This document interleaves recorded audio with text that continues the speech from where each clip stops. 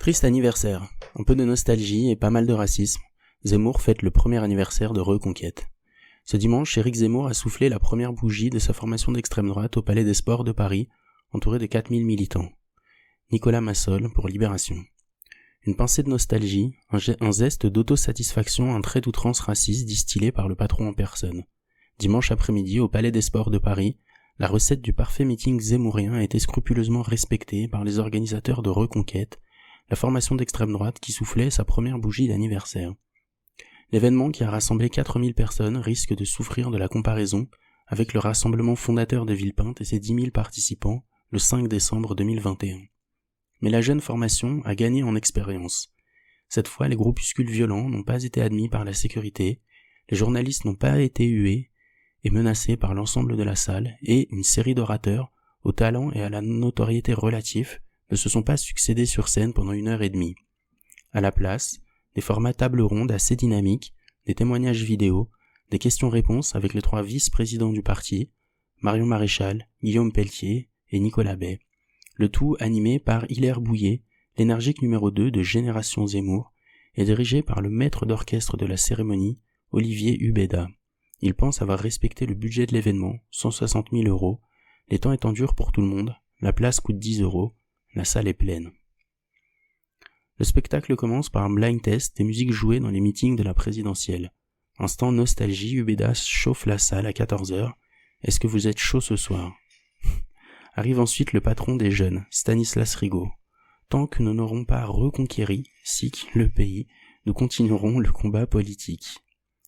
Bernard Jamet, maire de Sannois dans le Val d'Oise, enchaîne avec une anecdote. Pendant les élections municipales, notre homme, ex-directeur d'école, a croisé un ancien élève issu de la minorité, qui lui a parlé d'une chanson apprise en classe. Et d'un seul coup, on s'est mis tous les deux à chanter les Marquises de Jacques Brel. Et là, je sentais que nous faisions partie de la même communauté, la communauté française, raconte Jamet, qui semble ignorer la nationalité belge du chanteur de ces gens-là. Les 3 vice-présidents montent sur scène et rappellent au public qu'à côté des obsessions raciales de Reconquête, figurent en bonne place les positions moralement réactionnaires. Entre deux saillies contre la propagande LGBT, Guillaume Pelletier adapte librement en français le discours de Giorgia Meloni, présidente du Conseil en Italie. Ouvrez les guillemets, je suis français, je suis patriote, je suis même un homme et un père. Je suis blanc, je suis chrétien, je suis hétérosexuel, je vis dans la France rurale, je roule au diesel, je me chauffe au fioul. Et pour tout cela, je n'ai aucune intention de demander pardon, proclame le conseiller départemental du Loir-et-Cher, jouant au gilet jaune pour l'occasion, mais omettant tout de même de préciser qu'il habite dans un château. Marion Maréchal, très applaudie par l'audience, enchaîne sur cette gauche de la déconstruction, qui chercherait à s'attaquer aux mâles blancs, hétérosexuels, catholiques et européens, tels que Guillaume Pelletier et Nicolas Bay. Ce dernier fustige le grand remplacement, produit selon lui par l'effet combiné de l'immigration musulmane et d'une dénatalité méthodiquement organisée par les gouvernements successifs. Eh bien, la France est menacée de grands remplacements. Allusion à un poil complotiste, à l'interruption volontaire de grossesse, IVG, dont une majorité de députés, y compris sur les rangs du Rassemblement national, a voté en faveur de la constitutionnalisation. Zemmour arrive sur scène, sur le coup de 15h, et promet de libérer tout le monde pour le match France-Pologne. La promesse ne sera pas tenue.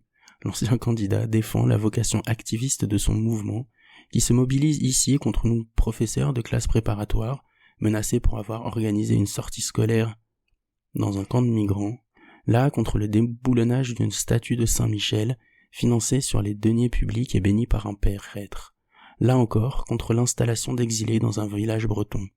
Toutes ces actions ne sont pas isolées mais constituent une véritable méthode soutien Zemmour.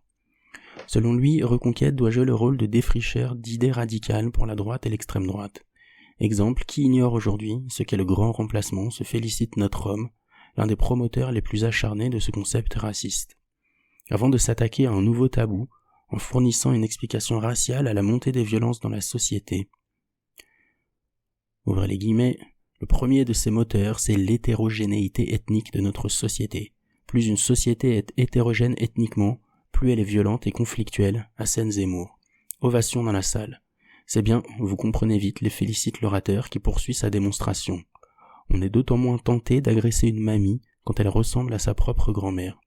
Je vais vous poser une simple question. Pensez-vous que la pauvre vieille dame de Cannes, qui a été ruée de coups, aurait été ainsi jetée au sol par ses agresseurs si elle avait porté un voile? Poser la question, c'est y répondre. Et de conclure philosophe, parce que la dissemblance permet de déshumaniser. Parole d'expert qui semble n'avoir pas fini de déshumaniser tout ce qui n'est pas catholique, blanc et hétérosexuel.